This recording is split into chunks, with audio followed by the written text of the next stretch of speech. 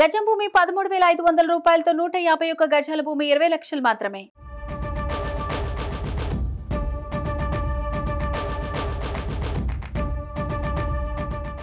అన్ని పార్టీలు తాము ఎన్నికల్లో గెలిస్తే అది చేస్తాం ఇది చేస్తామంటూ హామీలు గుప్పిస్తుంటే ఒక్క పార్టీ మాత్రం ఎన్నికల్లో గెలిస్తేనే ఎందుకు చేయాలి, ఇప్పుడే చేస్తామంటూ ముందుకొచ్చింది.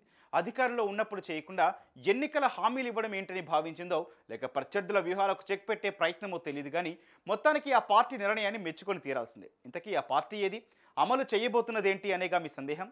ఈ విషయం తెలియాలంటే ఈ స్టోరీ చూడాల్సిందే.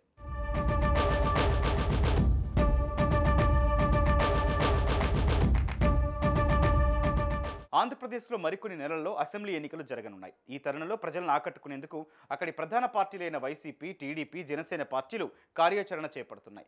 ఎన్నికల్లో గెలిచేందుకు వ్యూహాలు రచిస్తున్నాయి. అయితే ఇటీవల జరిగిన యువగళం విజయోత్సవ భారీ బహిరంగ సభలో చంద్రబాబు ప్రజలపై హామీల వర్షం కురిపించారు. తెలంగాణలో కాంగ్రెస్ పార్టీ ప్రకటించిన 6 గ్యారంటీల వలె ఏపీలో కూడా 5 గ్యారంటీలను చంద్రబాబు ప్రకటించారు. అందులో మహాశక్తి పథకం ద్వారా టీడీపీ పార్టీ అధికారంలోకి రాగానే మహిళలకు ఉచిత బస్సు ప్రయాణం కల్పిస్తామని హామీ ఇచ్చారు. పక్క రాష్ట్రాలైన కర్ణాటక, తెలంగాణలో కాంగ్రెస్ పార్టీని అధికారంలోకి తీసుకురావడంలో కీలక పాత్ర పోషించింది మహిళలే. వీరు కాంగ్రెస్కి ఎందుకు మద్దతిచ్చారంటే ఒకటే సమాధానం, అదే మహిళాకర్షక పథకాలు. వాటిలో ముఖ్యమైనది ఉచిత బస్సు ప్రయాణం. దీంతో పాటు 500 రూపాయలకే గ్యాస్ సిలిండర్. ఏపీలో కూడా ప్రతిపక్ష తెలుగుదేశం పార్టీ ఈ హామీలను ఇప్పటికే ఇచ్చేసింది. దీంతో ఇప్పుడు వైసీపీ అధినేత ముఖ్యమంత్రి జగన్మోహన్ రెడ్డి సందిగ్ధంలో పడ్డారు.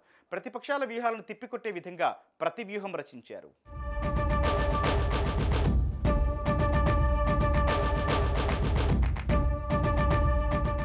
వైసీపీ ప్రభుత్వానికి ఈ ఆలోచన చేస్తున్నందునే మంత్రులు, వైసీపీ ఎమ్మెల్యేలు ఎవరు టీడీపీ ప్రకటించిన ఈ ఉచిత బస్సు ప్రయాణం హామీని విమర్శించడం లేదు.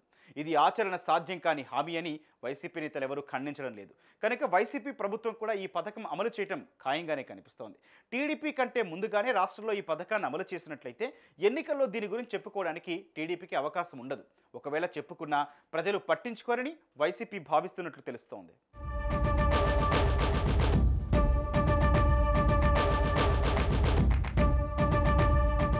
ఆర్టీసీ బస్సులో మహిళలకు ఉచిత బస్సు ప్రయాణం అమలుపైన ప్రస్తుతం సాధ్యాసాధ్యాలపైన ఉన్నతాధికారులు అధ్యయనం చేస్తున్నారు. దీనిపైన ప్రభుత్వానికి నివేదిక ఇవ్వనున్నారు. ఈ పథకం అమలు దిశగా ప్రభుత్వం అడుగులు వేస్తున్నట్లు విశ్వసనీయ సమాచారం. ఈ సంక్రాంతి పండుగ నుంచి అమలు చేయాలని భావిస్తున్నట్లు తెలుస్తోంది. పొరుగు రాష్ట్రాల్లో ఈ పథకం ఎలా అమలు చేస్తున్నారు, ఏ మేర భారం పడుతుందనే అంశాలపైన అధికారులు నివేదికలు సిద్ధం చేస్తున్నారు.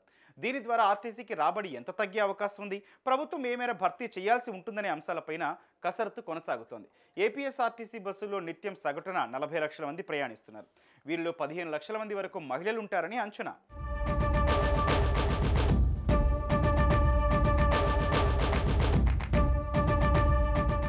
తెలంగాణలో కాంగ్రెస్ ప్రభుత్వం మహాలక్ష్మి పథకం కింద మహిళలకు ఏర్పాటు చేసిన ఆర్టీసీ పల్లె వెలుగు, ఎక్స్ప్రెస్ బస్సుల్లో ఉచిత ప్రయాణానికి మంచి స్పందన లభిస్తోంది.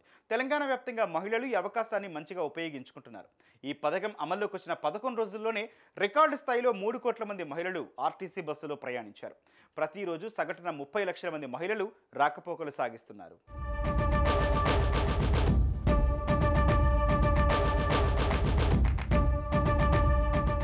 తెలుగుదేశం తాము అధికారంలోకి వస్తే అమలు చేస్తామని చెబుతున్న ఉచిత బస్సు ప్రయాణ హామీని జగన్ ఎన్నికలకు ముందే మహిళలకు అందించేందుకు సిద్ధమైనట్లు తెలుస్తోంది. వీలైతే దీన్ని వచ్చి సంక్రాంతి నుంచి అమలు చేసేందుకు సన్నాహాలు చేస్తున్నట్టు వార్తలు వినిపిస్తున్నాయి. దీనిపై అధికారులు రహస్యంగా అధ్యయనం చేస్తున్నారని టాక్. వివిధ రాష్ట్రాల్లో ఈ పథకం ఎలా అమలవుతుంది, ఏ బస్సులో ప్రయాణ సౌకర్యం కల్పిస్తున్నారు, దీనివల్ల ప్రజలు ఏమనుకుంటున్నారు, ఆర్టీసీకి ఎంత నష్టం వస్తుంది, ఆ లోటు పూడ్చడానికి ప్రభుత్వాలు ఏం చేస్తున్నాయి, ఇలా అన్నింటిపై జగన్ సర్వే చేస్తున్నారట. అంతేకాదు రాష్ట్ర వ్యాప్తంగా ఆర్టీసీ బస్సులో ప్రయాణించే వాళ్ళు ఎంతమంది ఉన్నారు, వారిలో మహిళలు ఎంతమంది ఉంటారు, విద్యార్థులు ఎంతమంది ఉంటారు, ఇలా అన్ని వివరాలను అధికారులు తీసుకుంటున్నారు. మరి ఫైనల్గా జగన్ ఏం డిసైడ్ చేస్తాడో చూడాలి.